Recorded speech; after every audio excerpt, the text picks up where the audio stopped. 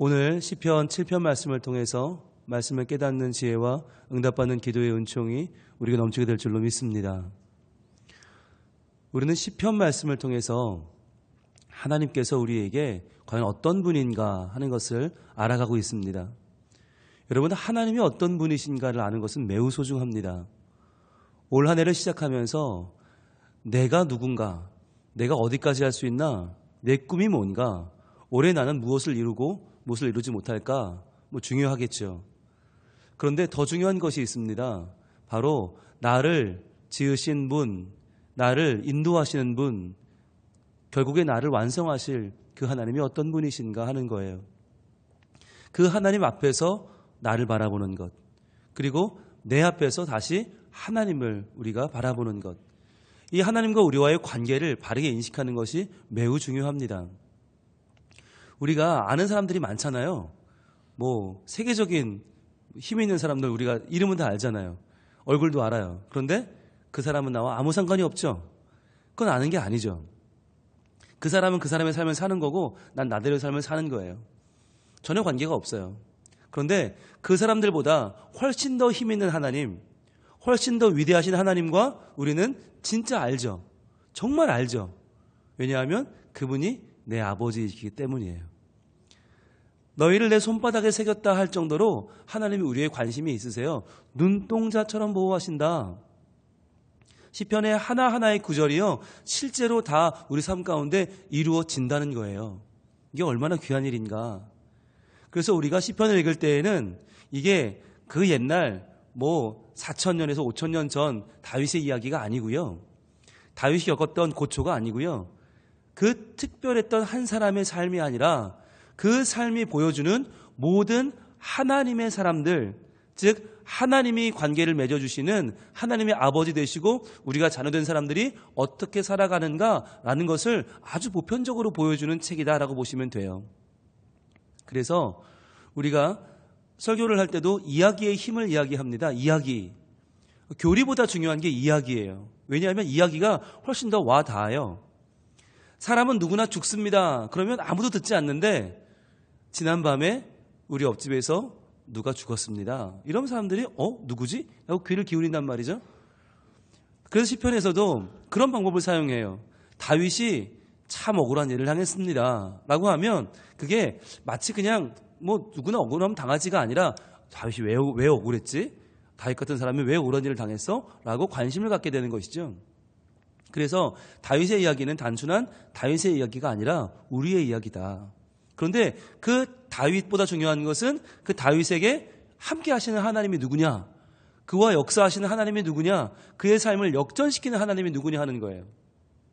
그래서 우리가 시편을 읽어가면서 다윗의 눈으로 읽자, 그리고 시편의 온전한 해석자이신 예수님의 눈으로 읽자, 궁극적으로는 우리에게 주시는 이 말씀이 어떻게 이루어지는지 기대하며 읽자.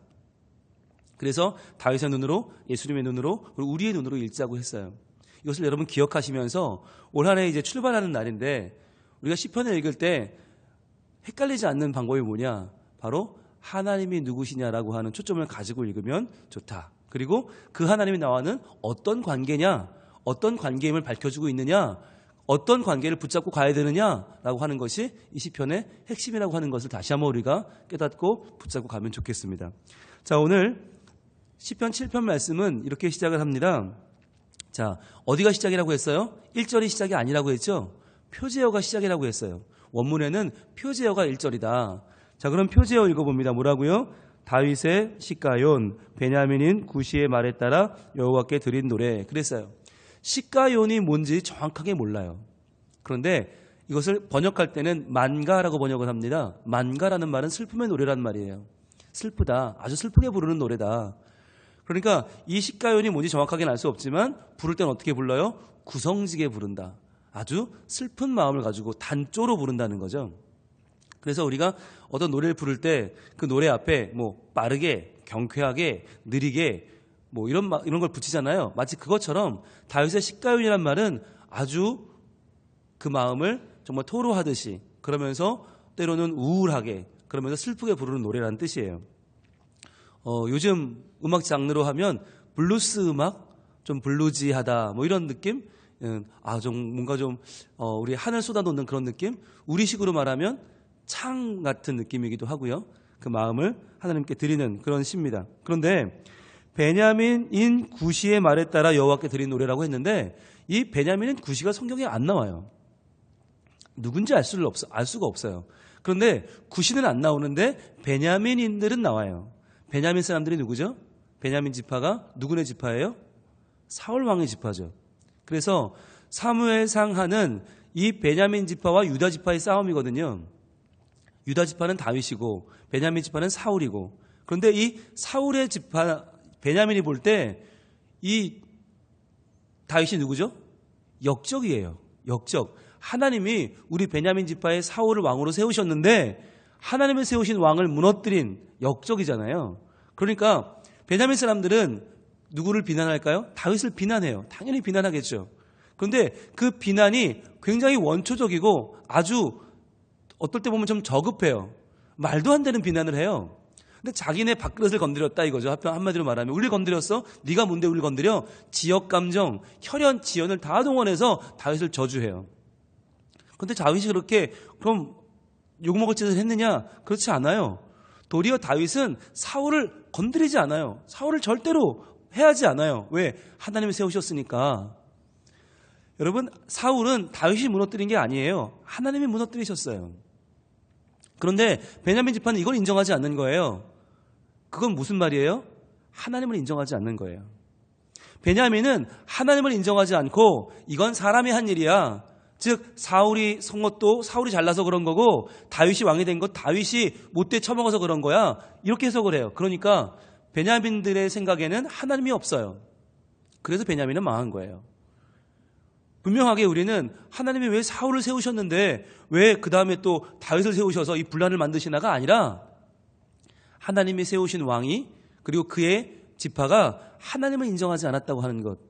그래서 여러분 성경은요 항상 관계적이에요. 관계적이다. 하나님이 사람을 세우셨는데 그 세우신 사람이 하나님을 인정하지 않으면 하나님이 그를 버리는 거예요. 왜 관계적일까요? 하나님은 인격적인 분이시기 때문이에요. 그래서 우리가 하나님과 우리와의 관계를 논할 때는 논리적인 게 별로 먹히지 않아요. 여러분 그렇잖아요. 여러분 하나님이 야곱을 사랑하신다? 아니 당연히 형은 누구예요? 에서잖아요. 에서를 사랑해야지 왜 야곱을 사랑해? 논리적으로는 맞지 않아요. 그런데 하나님은 야곱을 더 사랑하세요. 여러분 이게 논리에는 이게 해당되지 않지만 뭐에 해당이 됩니까? 관계예요. 에서는 하나님과의 관계를 저버렸죠. 단팥죽 한 그릇에 자기의 장자권을 함부로 여기고 팔기도 하고 하나님과 관계가 아무것도 아니었어요. 흐트러져 버렸어요. 그러나 야곱은 하나님과의 관계, 하나님과의 올바른 주시는 복을 얻는데 굉장히 주목했죠. 우리가 올 한 해 시작하면서 뭐가 중요한가? 하나님이 누구신지를 바로 아는 것, 그리고 그분에게 내 삶에 초점을 맞춰가는 게 굉장히 중요하다. 오늘 그러면 어떻게 시작하나 보겠습니다. 1절입니다. 여호와 내 하나님이여 내가 주께 피하오니 나를 쫓아오는 모든 자들에게서 나를 구원하여 내소서. 이렇게 시작을 합니다. 자, 노란색 드시고요. 올 한 해 제일 먼저 밑줄 긋는 문장은 뭘까요? 바로 여호와 내 하나님이여예요. 여호와 내 하나님이여. 우리가 복습을 좀 하겠습니다. 창세기에서 배웠어요. 시작하면서 하루 한 장 초기에 뭘 배웠냐? 하나님의 호칭에 대해서 배웠어요. 하나님과 여호와의 차이에 대해서 배웠어요.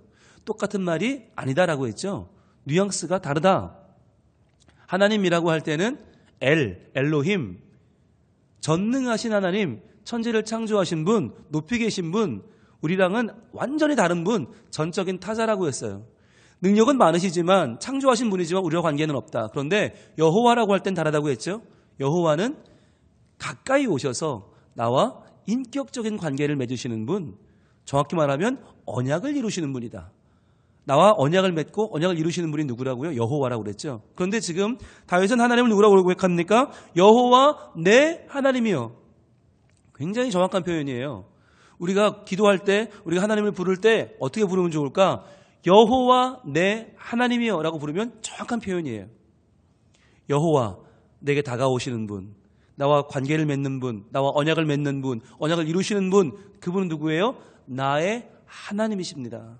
나의 능력자이십니다. 나의 생명을 주관하시는 분, 창조자, 나에게 모든 것을 이루실 내 하나님, 그분은 다른 누구도 아니고 나의 하나님이십니다. 나를 지으신 분입니다. 내가 의지할 구원자입니다. 나의 변치 않는 하나님이십니다. 여러분, 이 한마디에서 우리 뭘 볼 수 있나? 다윗의 전적인 신뢰를 볼 수 있어요. 올 한 해를 시작하면서 우리에게 무엇이 필요한가? 바로 이거예요. 하나님에 대한 전적인 신뢰예요. 그런데 이 신뢰가 왜 중요한가 하면 이게 균형이 필요해요. 신뢰에는 이게 조금 과하면 뭘로 가냐면 맹신으로 가요. 하나님 항상 무조건 내 편이야. 하나님 뭘 하든 다 날 도와줄 거야. 그러니까 운전할 때도 시간 없으면 교통법규 안 지켜도 돼. 막 달려 그냥. 막 가. 왜 하나님 내 편인데 뭐. 그러니까 이런 사람처럼 무서운 사람이 없어요. 말이 안 되는 거죠. 누구든 자기 마음에 안 들면 다 정죄하고 다 욕해요. 왜? 하나님 내 편이니까. 이건 광신이죠. 맹신이죠. 그런데 반면에 또 이 신뢰가 부족하면 어떻게 되나? 냉소적이 돼요.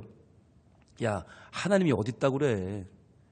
기가 막힌 소리 하고 있네. 야, 하나님 참, 야, 그냥 사는 거지.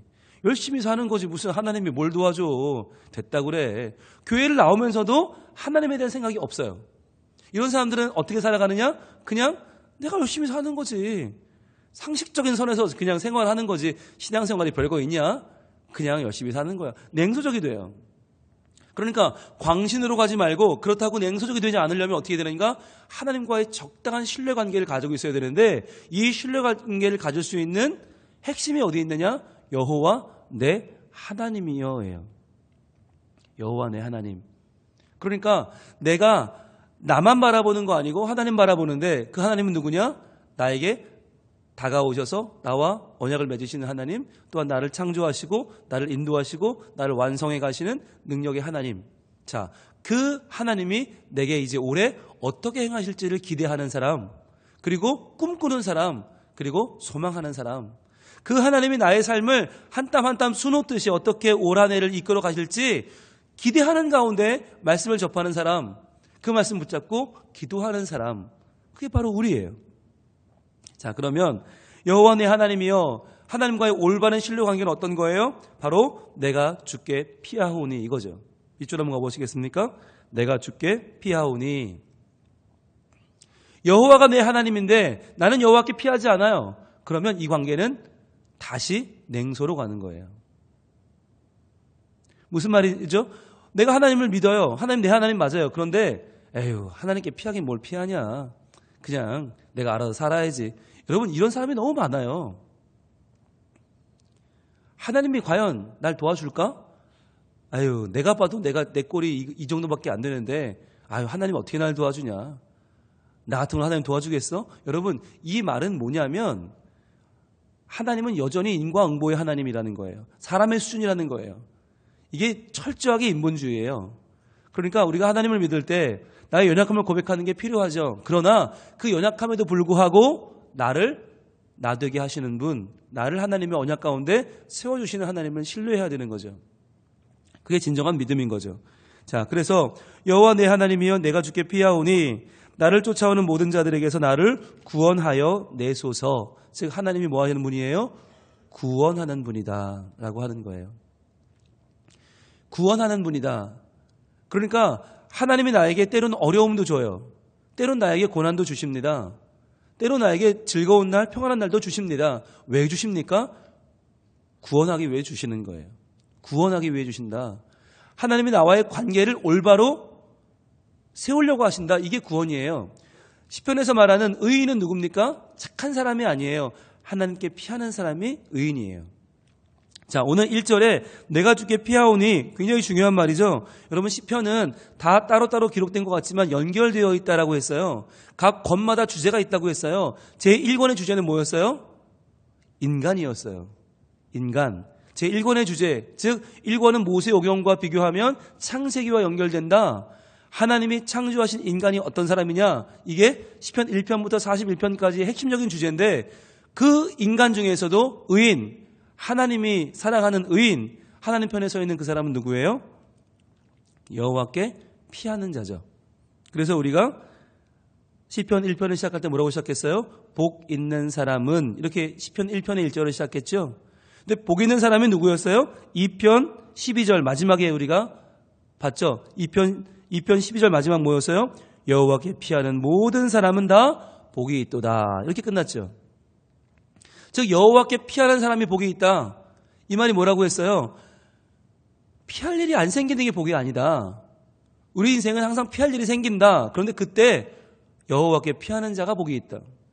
즉 피할 곳이 있는 자, 하나님과의 관계가 올바로 성립되어 있는 자, 하나님을 신뢰하는 자가 복이 있다. 그래서 그 복이 어디로 가요? 그 복이 3편 마지막 8절로 가죠. 구원은 여호와께 있사오니 주의 복을 주의 백성에게 내리소서. 그러니까 이 복이 뭐라고요? 구원이라고 했죠. 여호와께 피하는 자를 하나님이 책임져 주시는 것, 구원해 주시는 것, 이것이 복이다. 그러면서 그 복이 또 어디 나온다고 했어요? 5편 마지막 절 12절에 여호와의 주는 의인에게 복을 주시고 방패로 함같이 은혜로 그를 호위하시리로다. 그러면서 이 복을 누리는 사람이 누구라고요? 의인이라고요. 그럼 이 의인, 복을 누리는 의인에게, 하나님께 피하는 의인에게 하나님은 어떻게 해주세요? 방패로 함같이 은혜로 그를 호위해 주신다. 방패로 막아주신다.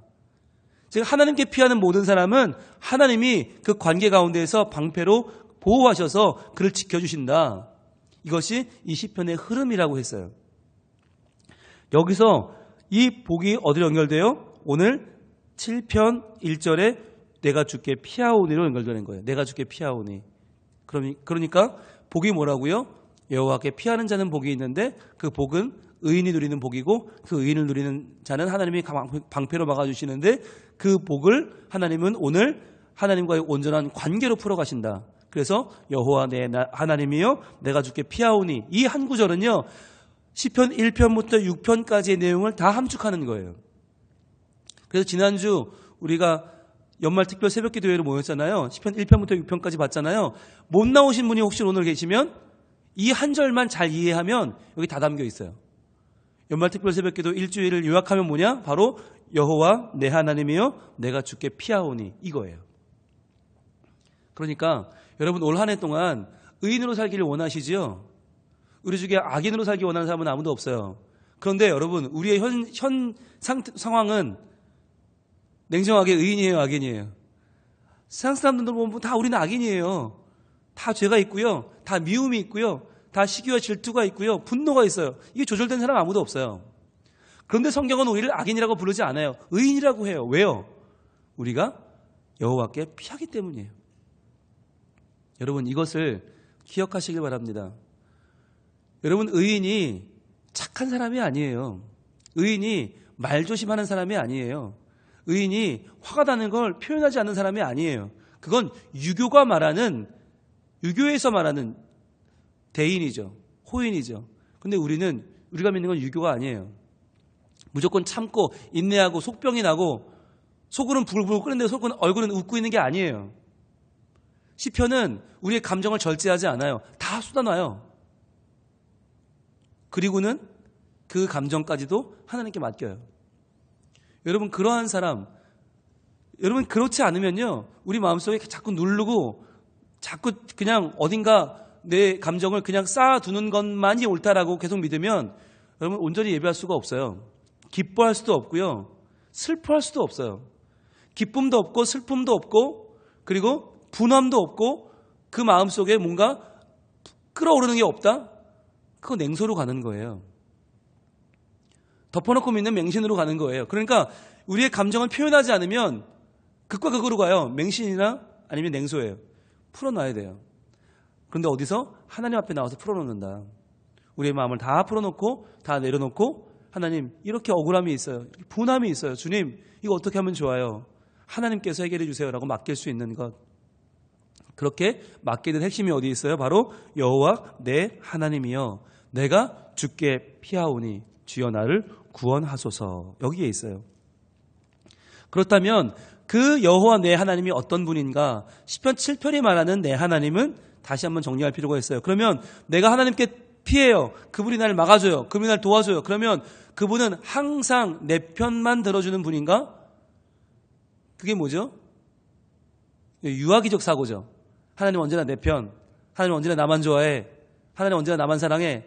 그러니까 니들은 다 찌그러져 있어. 그거 되게 유아기적인 사고죠. 여러분, 여기 또 하나가 필요한데, 하나님은 내 하나님, 여기 뭐가 또 필요한가? 내가 하나님 편에 서고자 하는 의지적인 결단이 필요해요.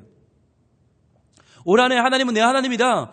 하나님, 내가 하나님 피합니다. 라고 고백했다면 그 뒤에 따라오는 게 뭐냐? 그렇다면 내가 하나님 편에 서는 자가 되게 해주세요가 필요한 거예요.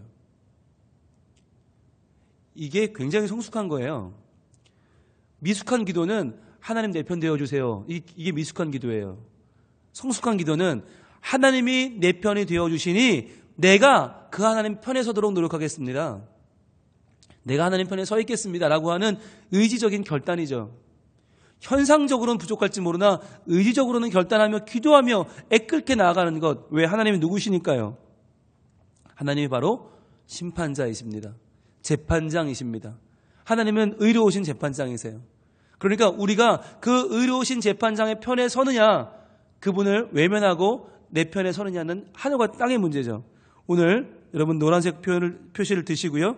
자, 먼저 3절 한 표시해 봅니다. 3절에 여호와 내 하나님이여 또 나오죠. 또 반복해 나와요. 표시해 보시고요.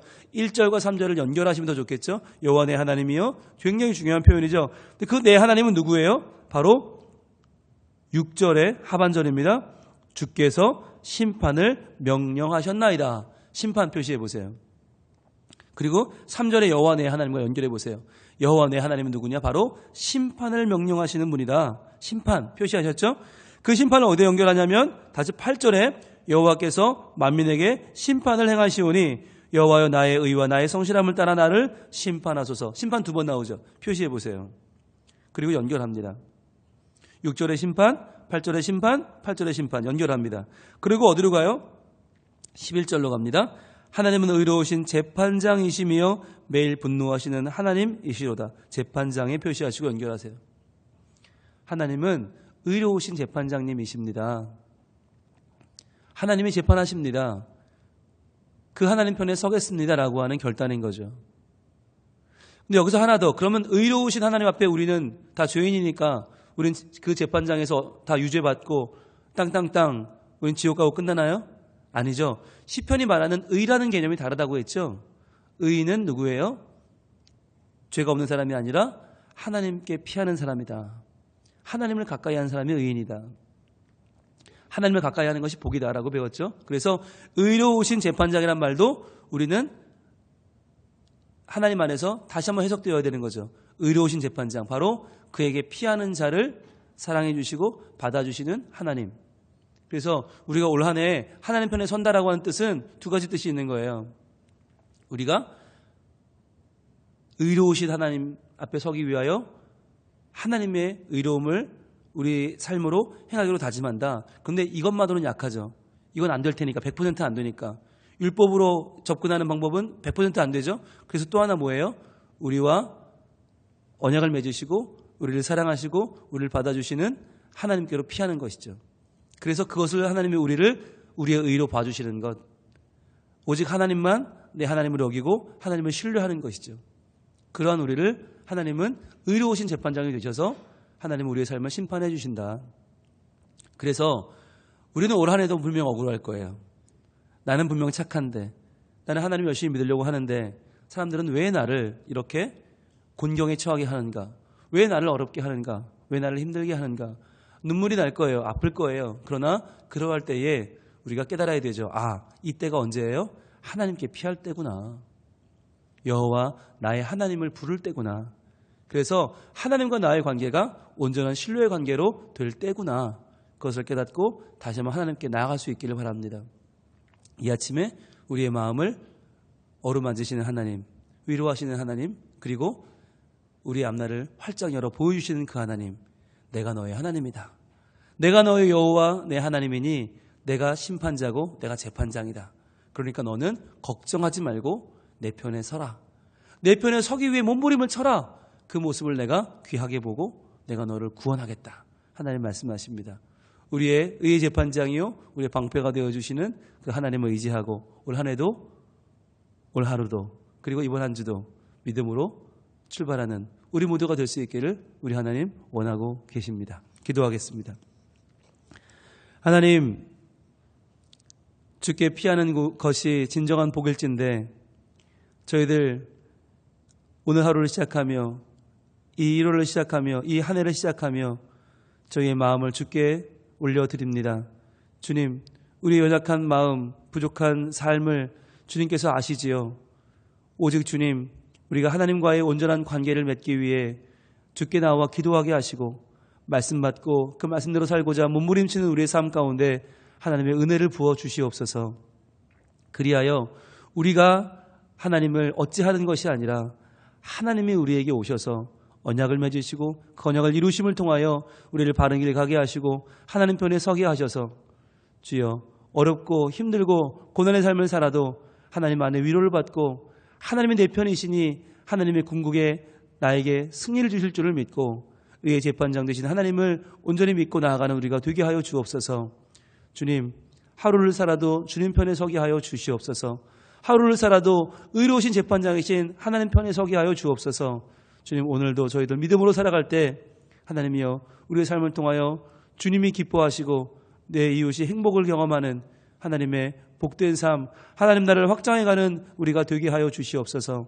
오늘도 주께 피하오니 주님 받아주시고 우리의 삶 가운데 함께 계셔 주시옵소서. 예수님 이름으로 기도합니다.